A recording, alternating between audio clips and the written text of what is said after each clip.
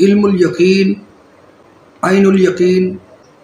اور حق الیقین، یہ یقین کے درجات ہیں۔ حضور علیہ الصلاۃ والسلام فرماتے ہیں تعلمون الیقین، کہ تم یقین کو سیکھو۔ اب یہ یقین کیا ہے اور اس کا سیکھنا کیا ہے، کہ اس راہ کا کوئی نصاب نہیں ہوتا،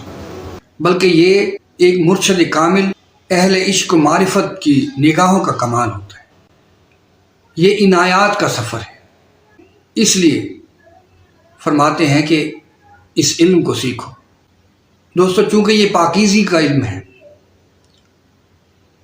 اور اللہ تبارک و تعالی نے اس پاکیزگی کے علم کے لیے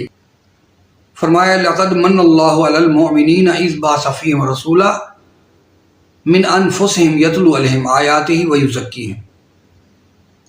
کہ تحقیق اللہ تبارک و تعالی نے مومنین کے لیے انہی میں سے ایک رسول بھیجا جو ان کو قرآن کی آیات پڑھ کر شریعت بتائے گا۔ پھر فرمایا وَيُزَكِّيهِمْ، اور ان کو پاک بھی کرے گا۔ پاک کرنے سے مراد کیا تھا کہ اللہ تبارک و تعالیٰ کا عطا کیا ہوا نور جو ہے مومنوں کے قلوب میں داخل کر دے۔ دوستو، وَيُزَكِّيهِمْ فعل متعدی ہے، اور یہ وہ فعل ہے جو خود بخود عمل پذیر نہیں ہوتا، بلکہ اس پاکیزگی کے عمل کے لیے کسی استاد اور مرشد کی ضرورت ہوتی ہے۔ میرے دوستو، جب ہم معلومات پڑھتے ہیں یا ہم کسی کے منہ سے سنتے ہیں تو وہ ہمارے لیے علم ہے، جیسے اللہ ایک ہے اور آخری نبی حضرت محمد مصطفیٰ صلی اللہ تعالیٰ علیہ وسلم ہے، علم ہے۔ دوستو، دین اسلام پر مکمل طور پر کاربند رہنے کے لیے اس یقین کے تینوں درجات کو پہنچنا بہت ضروری ہے۔ صحابہ کرام نے حضور علیہ الصلاۃ والسلام سے پوچھا کہ یا رسول اللہ، ہم دین اسلام پر مکمل طور پر کاربند کس طرح رہ سکتے ہیں؟ تو حضور علیہ الصلاۃ والسلام نے فرمایا کہ جب اللہ تبارک و تعالیٰ کا نور تمہارے دلوں میں داخل ہو جائے۔ تو میرے دوستو، آج اگر ہم یہ جان لیتے ہیں کہ اللہ واحد ہے تو صرف اس ایمان اور اس یقین کا ہمیں علم نصیب ہوا۔ ابھی تک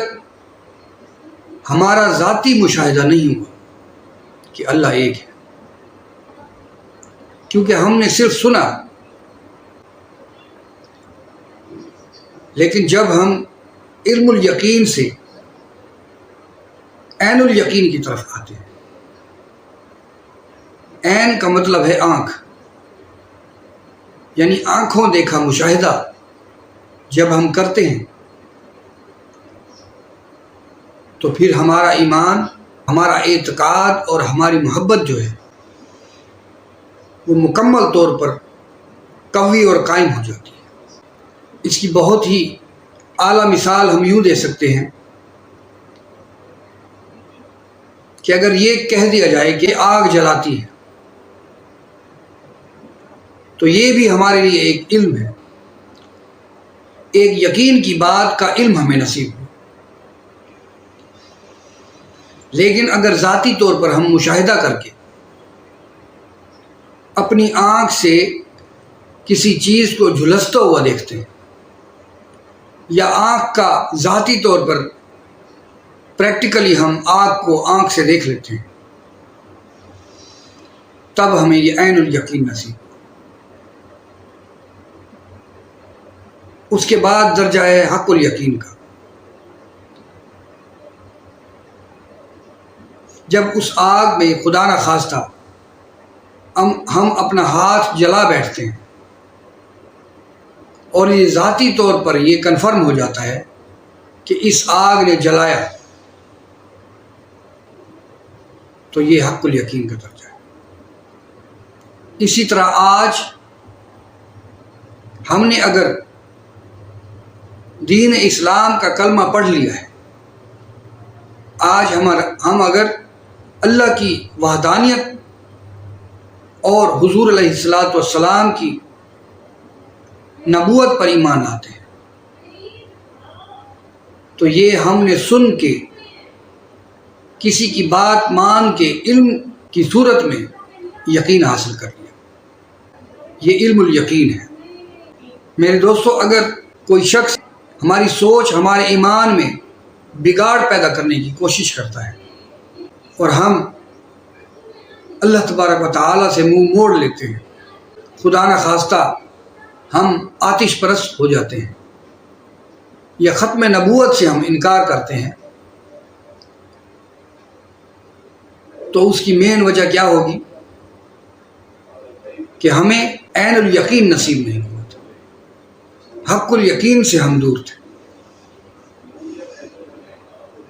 احیاء العلوم میں امام غزالی علیہ رحمت فرماتے ہیں کہ علم الیقین، عین الیقین اور حق الیقین حقیقت میں نور توحید ہے، اور میرے دوستو، نور توحید جو ہے وہ انسانی قلوب میں اگر اس توحید کا نور اور عقیدہ رسالت کا نور اگر دلوں میں راسخ ہو جائے تو دلوں کو ظاہری ایمان کے بعد اللہ تبارک و تعالیٰ کی محبت اور معرفت کی طرف قدم بڑھاتا ہے، جس کو راہ سلوک بھی کہتے ہیں، راہ معرفت بھی اسی کو کہتے ہیں۔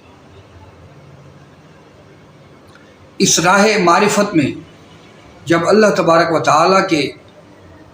انوار اور تجلیات انسانی قلوب میں سرایت کر جاتے ہیں تو اس نور کی بدولت انسان کو مختلف روحانی قوتیں نصیب ہوتی ہیں۔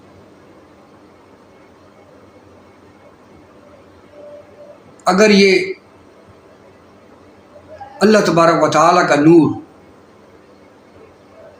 انسان کو رب تعالیٰ کے راز اور اسرار سے واقف کر دے تو پھر یہ علم الاسرار کہلائے گا۔ اگر یہ یقین اور بھروسہ عطا کر دے تو پھر یہ علم الیقین، عین الیقین اور حق الیقین کا علم کہلائے گا۔ اگر یہ انسانی قلوب کو نفسانی رذائل سے یہ پاک کر دیتا ہے تو پھر یہ تزکیہ نفس کا علم، علم تصوف کہلاتا ہے۔ اگر یہ نور بندہ مومن کو اور اس کی روح کو پرواز عطا کر دے تو پھر یہ علم الروح کہلاتا ہے۔ میرے دوستو، اگر یہ نور قلب کو پاکیزگی عطا کر دے، قلب کو آنکھ، مشاہدے کی آنکھ نصیب کر دے تو پھر یہ علم القلب کہلاتا ہے۔ میرے دوستو، چونکہ انسان جب اللہ تبارک و تعالیٰ کی محبت میں شریعت سے قدم بڑھا کر طریقت کی طرف جاتا ہے تو وہ حقیقت میں انوار اور تجلیات کو سمیٹ کر اس راہ پر چلنے کی کوشش کرتا ہے، لیکن اس تمام راہ کا جو منبع ہے حقیقت میں نور الہی ہے۔ حضور علیہ الصلاۃ والسلام نے جب یہ علم حضرت ابو بکر صدیق رضی اللہ تعالی عنہ کو سکھایا تو پھر فرمایا ما سبب اللہ فی صدری الا وقد سببت فی صدر ابو بکر، کہ اللہ تبارک و تعالیٰ نے میرے سینے میں جو راز ڈالا تھا وہ میں نے ابو بکر صدیق رضی اللہ تعالیٰ عنہ کے سینے میں ڈال دیا۔ میرے دوستو، اگر انسان اس نور کو اپنے قلب میں سمو دیتا ہے، تب اسے علم الیقین سے عین الیقین اور حق الیقین کا درجہ جب نصیب ہو جاتا ہے تو وہ شخص اپنے ایمان پر ڈٹ کے رہتا ہے، اپنے ایمان سے منہ نہیں موڑتا۔ اسی لیے حضور علیہ الصلوۃ والسلام نے فرمایا تعلمون الیقین کہ تم یقین